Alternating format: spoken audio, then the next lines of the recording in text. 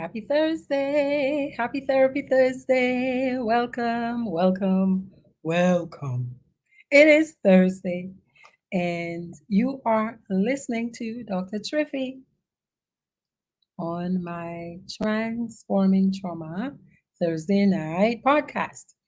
Every Thursday, I show up to teach skills, tips, strategies to help us think better so we can feel better and we can do better. Tonight, I'm talking about the bad people among us, the people among us who do the bad things and who keep doing the bad things, who keep doing the bad things. They keep doing the bad things. I think perhaps this is on my mind because I've been working at a prison. I'm not a prison psychologist, okay? So I get to talk about these things all day, every day. I said to myself that the first time I have a bad dream that includes something about prison life, it might be time to go. Anyway, my name is Dr. Wallace, Dr. Triffy Wallace. I am a licensed psychologist in Atlanta, Georgia. But you hear the way I speak, I am originally from the lovely Caribbean island of Dominica. And I'm so happy you're here. When you come in, share the live. I want you to participate. I want you to listen to see if you hear yourself or somebody you know. Mm? And as always, at the end, I'm going to share some strategies to help us take care of each other, take care of ourselves and each other. Because people doing bad things are people, and people come from families that somebody's mother, brother, sister, uncle, auntie could be me, myself. So, what am I talking about tonight? Tonight, I'm talking about the criminal mind. Why do some people keep doing bad things? Some of them, even after they've been caught. Huh? Nobody is perfect. Yeah. We all do things that could border on being a crime from time to time. Yeah. Or maybe at least once in our lives, we might have done something that could be classified as a crime. Huh? But there's some people who persist in wrongdoing, even after they've experienced very painful consequences, like losing money, like losing a family, like losing, some of them are facing losing their lives. Yeah. So, story time. I like to tell stories. If you're my age, I'm 54 right now. If you're my age, you're familiar with Imelda Marcos. Now, this is a story from biography.com. The lady with the shoes. Imelda Marcos spent more than 20 years as the First Lady of the Philippines before she was, along with her husband, expelled from power. And she became very famous for what people call her lavish spending habits. She had shoes upon shoes upon shoes upon shoes. Now, here's the thing, she was married to a politician. His name was Ferdinand Marcos. And she, she was the first lady. And while her husband held office, she herself had several government positions. And over time, people started calling the regime a dictatorship that was known for alleged, alleged money laundering. Hmm? And she was highly scrutinized, particularly for her spending on beautiful things, expensive things. And as I said, she is known to have had a huge shoe collection and investment in properties, like real estate properties.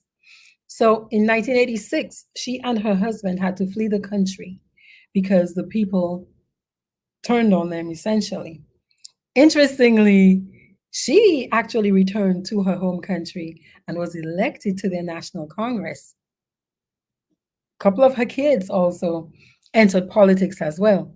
As I read the story, I thought to myself, she actually came back. So she actually came back. the people actually said yes to her again. She actually came back after what had been a huge scandal and a lot of accusations of criminal behavior. So what's a crime? A crime in legal terms is a punishable act or a failure to act. Yeah?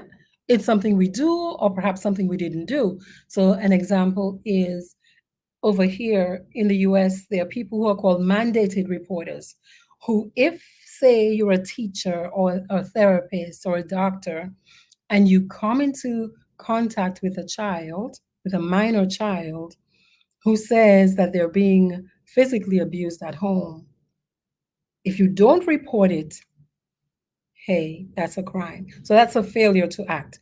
Of course, we know of actions that are perpetrated that are clearly crimes. So here's the thing though, I said up here we have mandated reporters, but my little island and many countries, there are still many countries that do not have mandated reporters. So it's not a crime to leave bruises on your kids, depending on where you are. So a crime, the definition of crime is dynamic. It's changing, and it depends on where you are. A lot of people uh, say cannabis. Yeah, smoking marijuana used to be a crime in many places, and now it's not so much a crime in some places. Yeah, it's legal in some places. So what qualifies as a crime depends on where you are. Yeah, and it depends on the norms of the society that you're living in. I was speaking to a gentleman, and he's a twin, and he's incarcerated. I think he's there for about 30 years. He's going to be there for about 30 years.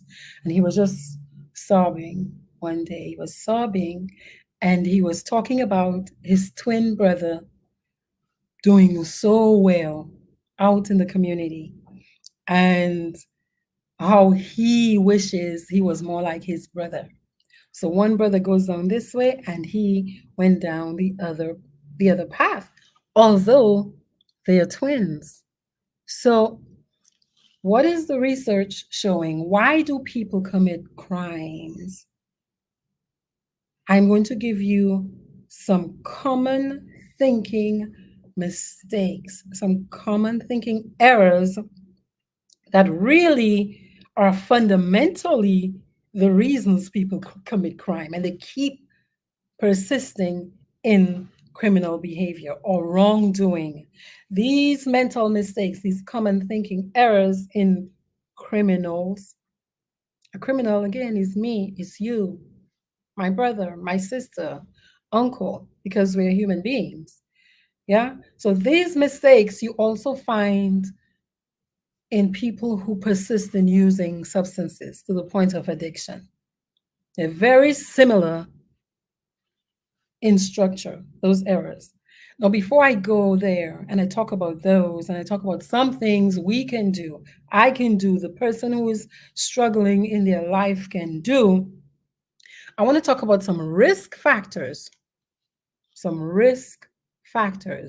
that are external to an individual, that are outside of you. So, some risk factors are criminal peers, as in your friends. Hmm? Birds of a feather are flocking together. Yeah? Show me your company, I'll show you who you are. So, individuals with peers who are criminals, who are associated with people engaging in criminal behavior and activities, yeah, they're at risk. Yeah? Most of them are also involved with substance abuse. So what the peers do, what your friends do, I've talked to so many people so far who've said now that they're 30, they realize that at 18, they were following the wrong crowd and they couldn't make good judgments or did not make good judgments about who to associate with. So your friends, who you're dealing with, who you're hanging out with. Okay? Another risk factor is having the experience of what we call a dysfunctional family. It's one of the most common Uh, Risk factors. If you grew up in a family that lacked the ability to solve problems in a rational, reasonable way, if people in your family had trouble making wise choices, good decisions, or they had trouble communicating effectively. Also, if you grew up in a family where you were exposed to trauma, those are risk factors. Those are risk factors. If you're a person with low self control, as in trouble managing your temperament, trouble managing your impulses, yeah? If you're somebody who's people who are doing things that they barely have much distance between the thought and the action, as in they don't think much before they do things. They're very impulsive. People who struggle to think, to stop and slow down and consider, say the pros and the cons. Y'all, a pros and a cons list, as in the pros are the good things about taking a certain action or doing a particular thing, and the cons are the negatives about it. That's one of the simplest ways to practically make decisions. So people who do not have these kinds of skills are at risk for engaging in criminal behavior. If you use drugs and alcohol, you're at risk. Why? Because a lot of people, I mean, drugs and alcohol, that's the nature of those things. They change the way we think. They change the way we think. And when we do them too much, sometimes they even change the way we live and how we work and if we work and what we do for work. Okay? So, substance abuse is a big risk factor. But ultimately, as the story of the twins shows, it's the fact that you grew up in a dysfunctional home does not automatically mean that you're going to engage in criminal behavior or you're going to keep doing wrong. Yeah, because you had twins. One went on to do, he's actually an owner of a business, he's doing well, got family, got kids, and the other one is struggling. So the biggest factor in whether we do bad things, I'm calling them bad things, very simplistic, but I'm calling them bad things, wrong things, crimes, things that even if it's not the huge crimes, yeah, that they are against the law.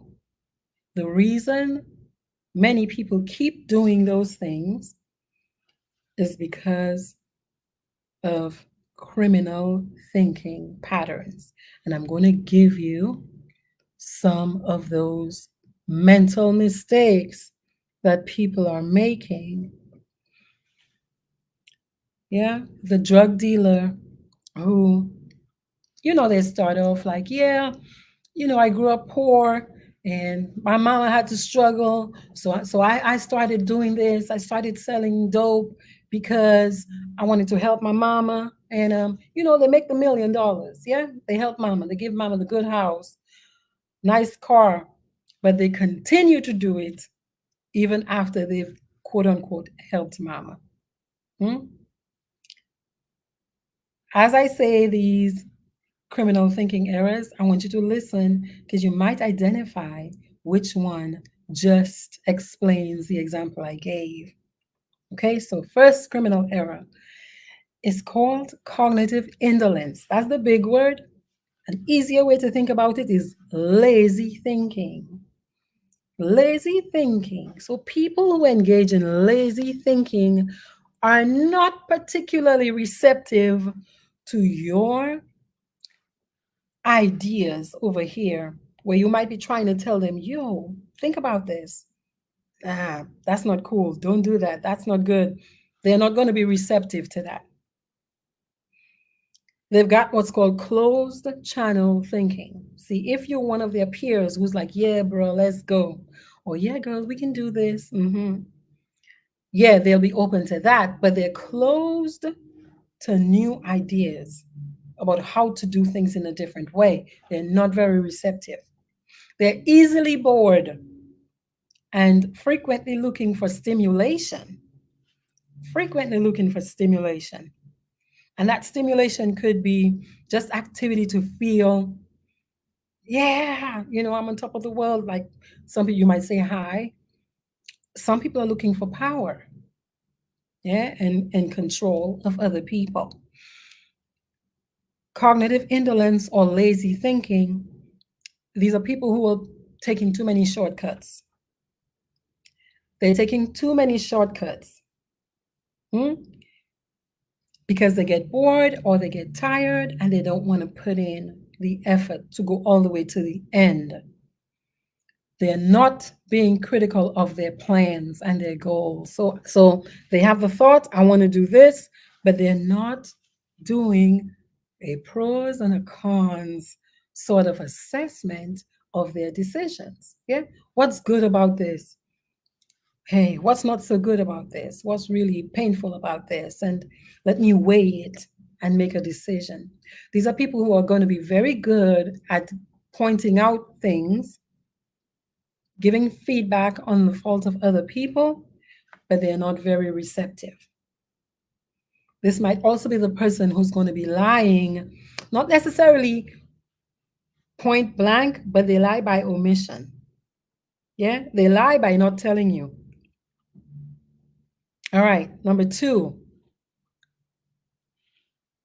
This one is called mollification. Mollification is the big word, and the regular way to understand this is people who become very good at making excuses.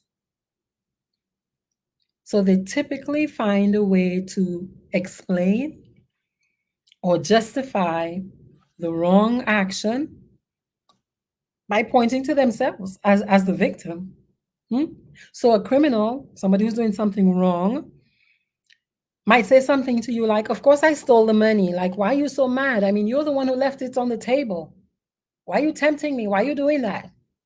Yeah. Well, I grew up with a horrible family. Of course I stole the money. I'm trying to help my mother. Hmm? Yes, of course I R-word her. She was dressed like this, like she was asking for it. Of course I slapped my wife because, well, she didn't cook for me on time.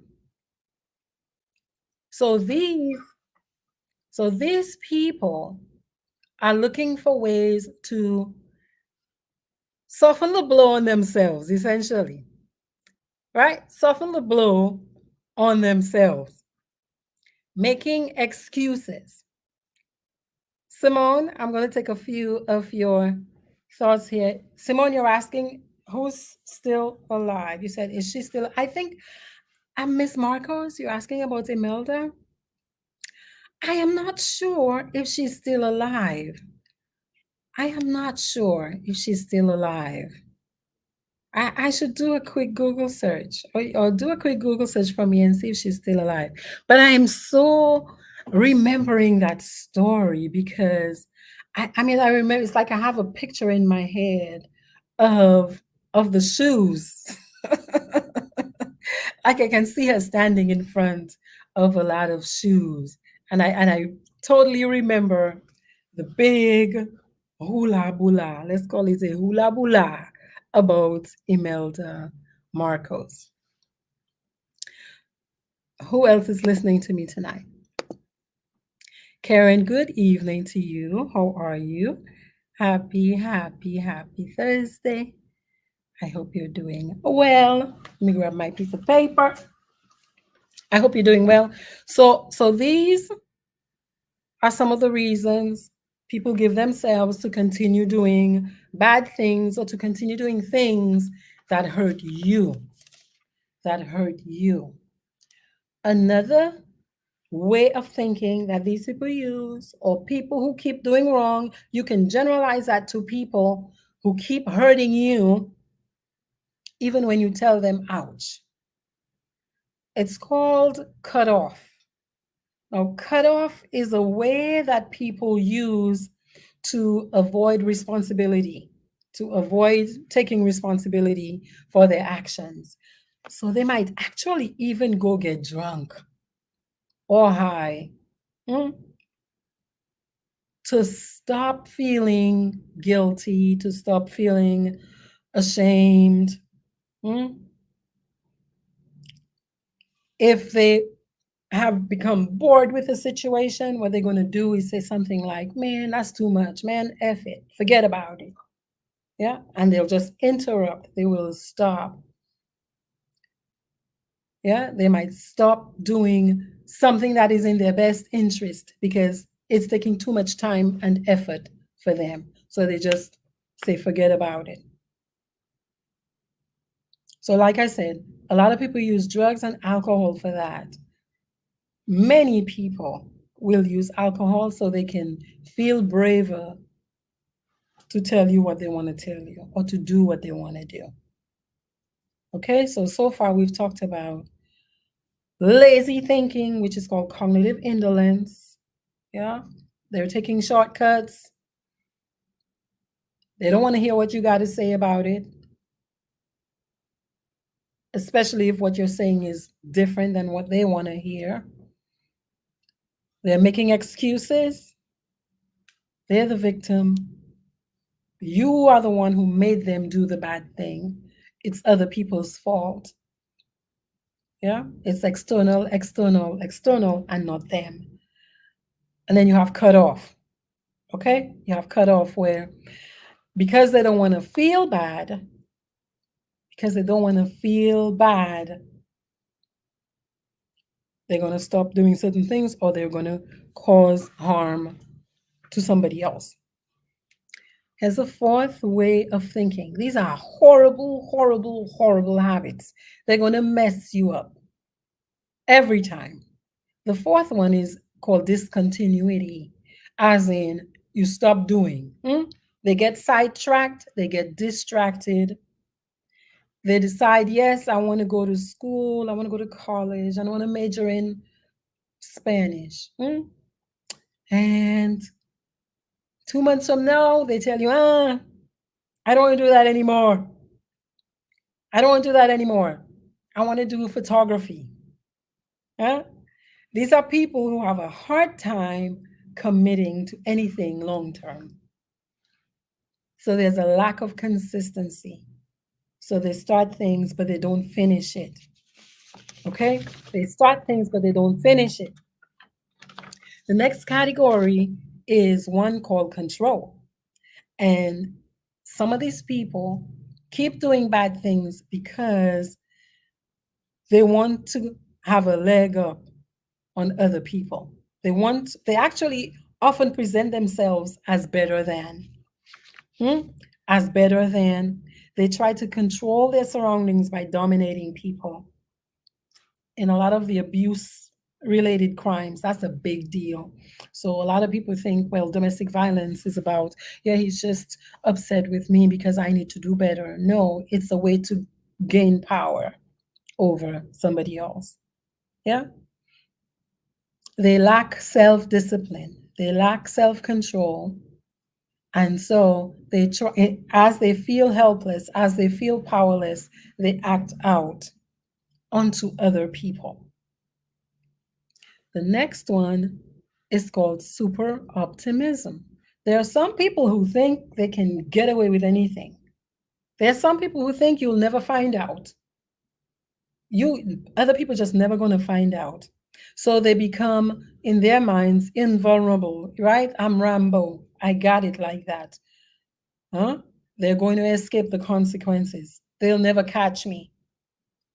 They might say what they want, but they don't have any evidence on me. And they persist in that. Okay? For those people, though, their actual fall becomes even more dramatic because they have that kind of attitude. Like, what you going to do? You can't do anything to me. They're never going to find out. I know how to hide. I know how to do this. Man, get out of here. I got this. Okay? They have a feeling that they will get away with anything. The next one is called sentimentality. There are some people who they're very self-serving in their acts of kindness. So they're actually, instead of making excuses for bad behavior, instead, what they do is they emphasize the good things they've done. Why are you coming at me like that? Look at all the good things I've been doing for you. Yeah? Why are you coming at me like that? Look at all the good things I do. Yeah? So they focus on their very good parts, and they're not willing to look at the areas where they're struggling enough to make a change. Because all of these things, y'all, are just their styles of thinking we pick up, again, maybe based on where we are, where we were born, who we were raised with, financial difficulty in the home or in your life. So I'm going to start, doing a particular thing because I want to get money. But some of these people, they might, so think of a Robin Hood type of person who's like, yeah, well, I'm giving so and so some of it. At least I'm helping somebody. Yeah. So they in their mind they were Robin Hood, but they're still committing a crime. They're still committing a crime. I got the money for my mom. My mom's doing better. Yeah. I give money to the church. I give money to this, I built this house for this person over there. So it's okay for me to steal the rest of the money and do like Imelda Marcos, and other people who go off and they get the world for themselves and they give you a little piece so they can say that they were kind. And the last one is entitlement. It's a feeling that you're above the law. Before any crime, somehow in the mind, you have to give yourself permission to do it. Somehow in the mind, you have to give yourself permission. You have to tell yourself that it's okay. Yeah. You have to find a way. So through mollification, through making excuses, you find a way to justify it. Yeah. You might be looking at it as a way to, man, that belongs to me anyway. Or they don't need that. I can use it better than they can use it. Yeah. So people who are expressing that kind of entitlement, they may tell themselves that they're entitled to it. Yeah. They might manipulate a conflict with you, like they might cause some kind of chaos with you to justify the bad thing that they're going to do so they can turn around and tell you it's your fault or it's the other person's fault. So it involves a sense of ownership and privilege. Like, hey, I'm working hard. I'm working so hard. Like I use the Marcos example because a lot of people who end up in leadership positions, like say the boss of a company, manager of a bank, leader of a country, they end up doing, many of them do these things. And this entitlement, this idea that I'm above the law and I earned it anyway somehow because maybe I'm the one who made the deal. So I should be able to skim off $200,000 from it. And if it wasn't for me, they wouldn't be able to buy that, get that road to this little country village. So I earned it. I can take a little bit from the top. So it's that kind of justification, but it's using a sense of entitlement, like I deserved it. There's something I did to earn it. And sometimes what I did was just me being me. Because I decided I'm special, I earned it somehow. As I said in the beginning, we are human beings, so we're all vulnerable to this. We're all vulnerable to this. And there are certain times and situations where we show up with a little bit of power. Look, I'm going to be, I'm going to be trying to punk somebody else out. I'm talking a little bit of like, easy language tonight. Yeah. There are many times where it's called power thrusting, where we assert ourselves, and it's not always a pleasant thing, yeah, that we're doing, you know. So I think it's important to look at these mistakes in thinking and to understand what to do with it. At the base of a lot of those mistakes is, I think, discomfort in feeling bad. When I say bad, I mean feelings like the yucky yuck kinds of feelings, like anxiety. We get anxious about money, so that pushes us to do criminal things. Yeah. We get anxious that people might leave us, so we might do some really horrendous things. Yeah. I mean, I'm thinking of a gentleman who, he got rid of his wife because she was going with somebody else. Now his life is gone. So, in the flash of whatever amount of time it takes for a person to come up with the plan, decision, idea that I'm going to completely unalive somebody else because I'm feeling so distressed that they've chosen somebody else over me. Yeah. Those kinds of emotions are very tough for us. And honestly, y'all, I think if us as human beings, if we can learn how to feel our feelings, every last one of them, not just joy, not just hope, and not just excitement, but to feel afraid and just feel afraid. To feel afraid, to describe the feeling to yourself, to acknowledge that I'm feeling afraid, to identify the emotion. Yes, all right, I'm feeling afraid because my person's leaving me, to acknowledge it, to feel it without doing something that's going to hurt yourself or the other person. To feel anxiety and just feel the anxiety. Yeah. To feel rage and to just feel the rage without hurting somebody else. So there's a big school of thought called mindfulness practice. That's where you want to go to learn how to feel your feelings.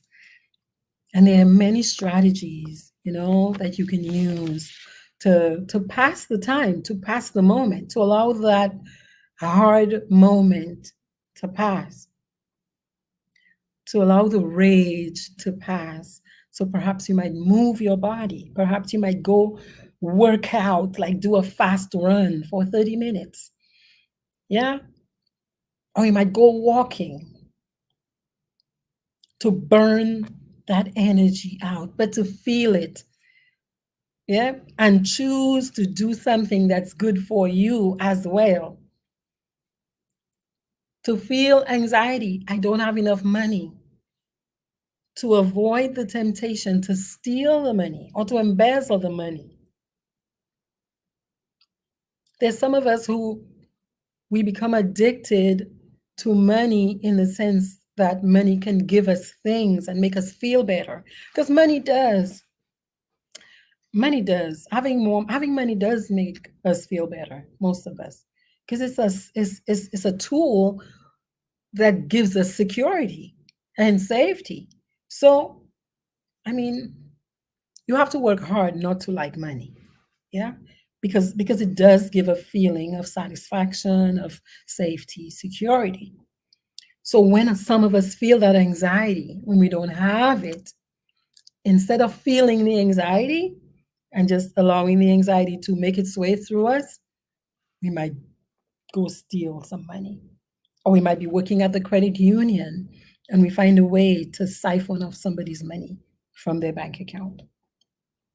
Or we might be a leader of a country and we steal the people's money because we have anxiety about what might happen afterwards. Yeah, we have anxiety about, well, if I lose the elections, What will happen to me? Will I go back to struggling? Will I go back to being poor? Yeah. So that anxiety, that's the feeling. That's the feeling right there. Except for the few people who they're like full of rage and sometimes they want to hurt you in that way. But usually it's anxiety. That's that feeling that a lot of us we don't want to feel, but is that fair to you to not want to feel? You were made to feel. You're made with a body and a biology that you're going to feel.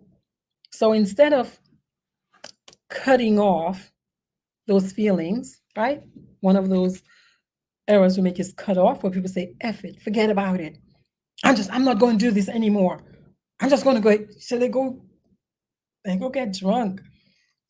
Yeah. And then get behind the wheel and they get a DUI, criminal behavior.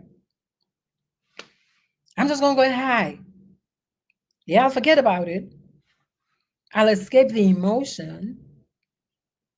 But by the time I'm done, I might have spent so much money and I'm on the side of the road because somebody beat me up or I robbed a store to get things to sell for the money to get high so I can avoid the anxiety. Like we do too much. We do all the way too much trying to avoid our feelings. The thing to do then is to learn how to feel, to learn how to feel. So move your body, get to moving. And sometimes movement has to be fast, sometimes movement has to be slow, as in yoga, as in stretching. Yeah? Change the temperature. So you can do that by going splashing cold water on your face. Or it might be about warming up, warming your body up. Yeah, getting under the blanket and cocooning yourself. Cocooning yourself. Yeah. I like to add gratitude, where you stop and think in the very moment you're feeling overwhelmed with whatever emotion that's coming right before you take a particular action that's not good for you or other people. Focus on what you can feel grateful for in this moment. And what you can feel grateful for might be something as simple as the fact that I have electricity, that I have a computer that I can do this with you, that I have something to drink, that I have a voice, that I can hear. Oh, I can smell. Like just very basic, where you just start listing things and you're going to start feeling better. You're also allowing your body some time for that emotion, like think of it like a wave, for that wave of that anxiety to cave and give way to a different emotion. Because by the time you finish listing those 20 things you feel grateful for, your body's not going to feel as anxious. You'll be dealing with a completely different feeling. A completely different feeling. So Frederick has a question. Frederick asks, are all these negative behaviors anxiety or some of them pure greed? All these negative behaviors are not just anxiety. Some of it is rage. Some of it is guilt. Some of it is a lot of things. Yeah. But a lot of greed is anxiety. A lot of greed is worry that I don't have enough or that I need more because more is going to make me feel better. So greed, a lot of greed is a way of hoarding. So hoarding is a disorder. Yeah. And a lot of people use hoarding to soothe their anxiety. So that greed, if you go into the stories of a lot of greedy people, they didn't have enough. They have a feeling inside of them from whatever experiences that they need more. I can never have enough. It's a starvation thing. It's a hoarding for the famine that in their mind subconsciously they think is coming. So I got to stack it up because I never know what's coming tomorrow. I might be kicked out of office tomorrow, but I will have my apartment in New York City. and I can go. I can sell it. I'll be okay. So it's a lot of anxiety with this greed. Yeah. And like I said earlier, you have these thinking errors that people picked up that for some of them have worked for a long time to the point where they think they can get away with it. They've not had the natural, painful consequences of life. So, like that, the Marcos people, they went for a long time doing this stuff, stealing the country's money, allegedly, buying up shoes and clothes and properties outside of the country for a long time before the people finally, I mean, the wife was a minister of government. She held various positions. I mean, who does that? That's called nepotism. Yeah, that's called nepotism. And every ethical system tries its best to not have that happen, where you have family members in the same, government. Every ethical system does it. But there you had this family doing that. And the people finally got tired of it and they kicked them out. But time and people, she eventually came back and ran for office. Yeah, people people change and people make new decisions, in different times. But yeah, but some of these errors, again, number one, I'm going to review them for you. These people who keep making these kinds of mental mistakes will keep doing bad things, wrong things. They'll keep using drugs in spite of the consequences. Okay, so until you change those ways of thinking, you're going to be struggling. And yours might not be criminal behavior to the point where you've gotten arrested and imprisoned. Yeah, but if you keep it up, you increase the chances that that happens. Yeah. We some of these errors show up for us when we're trying to succeed in our careers, in our work life. They do. In our marriages, in our relationships, those errors show up. And it messes things up. It doesn't end well. Yeah. So the source of the criminal behavior is the individual. It's the individual. We are body, we are mind, we are spirit. Mental errors, mental mistakes. Now, if I'm making a mistake, can I not correct the mistake? Yes, of course I can correct the mistake. So one is making excuses. That's called mollification. Two is cut off.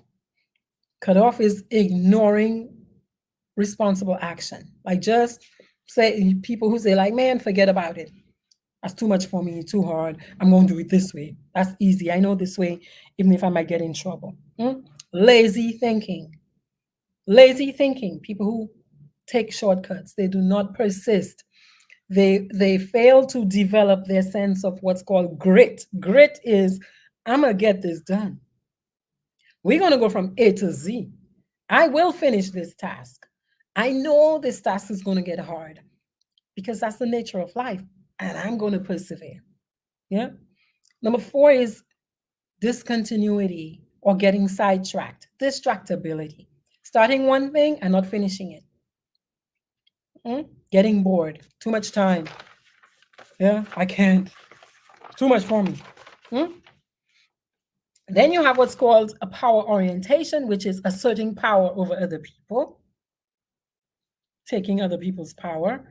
A lot of people who feel helpless and powerless, they do that to people. So they externalize it, yeah, to try to feel powerful. Super optimism is the idea that I can get away with anything. This is never, I'm always going to be all right. That's why they persist. I'm never going to get caught. So you have criminals who do this thing and they keep building, they do not stop because they develop the sense that, well, nobody caught me yet. I'm going to keep it up. Yeah. They still say they love me. Yeah, I'm going to keep stealing their money. Why? Because I'm entitled to it, which is the next one. Entitlement, a feeling of being above the law. I'm the one who went to negotiate with Saudi Arabia and China and Mexico and England and whomever for this loan, for this road. I deserve 250,000 from it for myself. That's the justification. And then you have sentimentality. Well, at least I gave them a road. I gave them a little house. Yeah. I'm a good person. Look at the good thing I did. But I will take the rest of the money to buy a condo in New York. That's how it happens. So these are self-serving acts of kindness where it's not about the person receiving it, it's about them. Yeah. So this is my offering for you all tonight. Yeah. And if you're feeling any emotion, not if, when you feel your emotions, it's not if, it's not about if you're going to feel guilty. At some point in your life, you're going to feel guilty because you're a human being. So you're going to be doing something, and your conscience might get activated. And if your conscience doesn't get activated, there's a name for that. That's a problem. Okay, so you want your feelings of guilt to get activated if you do something wrong. Yeah, if you feel anxious, if you feel overwhelmed, there are people who go shoplifting when they feel overwhelmed. Yeah. What is the answer? The answer is to feel overwhelmed and do nothing about it. To just feel it, identify it. Perhaps you might even dig and see, what is that about? Let me stay with myself long enough to feel why I'm feeling this sense of being overwhelmed. It's okay because everything passes, every emotion passes. Yeah. The answer is to feel, the answer is to be a human being. And that's what I got for you all tonight. Bonsoir. Happy Thursday. Good night to you. Good evening. Good evening. Good evening, Karen. Happy Thursday. Okay. Um, I'm gonna type and see is email looks still alive. I think so. Oh, um, what date was that? She is dead. Fact check. No, no, no, no, no, no. Let me see this. Wiki. Let me see what Wiki says about her. Yeah, she's still alive. She's in her 90s. She was born in 1929. 1929. So yeah, a long life and an interesting life. An interesting life because again, the people pushed them out, but years later, she still came back. So I hope you all have a wonderful Thursday. Take care of yourself first so you can take care of other people better. Okay? Take care of yourself first so you can take care of other people better. All right, y'all. Donc, parlez en l'autre fois. Peace to you.